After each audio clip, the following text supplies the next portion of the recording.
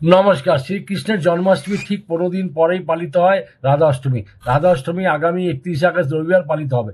বলা হয় একটি রাধা অষ্টমী ব্রত উপবাস করলে ১,০০,০০০ একাদশী ব্রত এবং ১,০০০ কন্যাদানের ফল লাভ হয়। ভাদ্র মাসে শুক্লপক্ষের মধ্যাহ্নকালে অনুরাধা নক্ষত্রে পদ্মফুল থেকে দেবী রাধা আবির্ভূত হয়েছিলেন।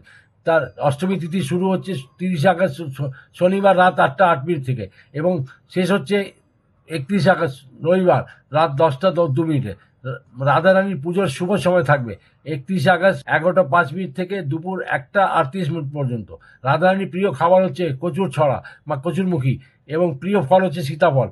দেবী রাধার কাছে সৎ মন দিয়ে দু হাত তুলে যদি রাধে রাধে শুধু বলে ডাকলে তৎক্ষণাৎ আপনি জেনে রাখুন আপনার ডাক শ্রী রাধারানীর মাধ্যমে শ্রীকৃষ্ণের কানে যাবে, আর শ্রীকৃষ্ণের কানে যখন গেল আপনার সমস্ত কষ্টকে হরণ করে দেবে। এবং তার সাথে একটা পদ্মফুল রাধারানীকে অর্পণ করবেন আর তুলসী পাতা শ্রীকৃষ্ণকে অর্পণ করবেন, অবশ্যই করবেন। তার সাথে একটা কথা আরও বলেছি, একটা মন্ত্র আছে, সেটা অবশ্যই পাঠ করে নিরামিষ আহার করবেন। মন্ত্রটি হলো ওম রিং রাধিকায় নমঃ।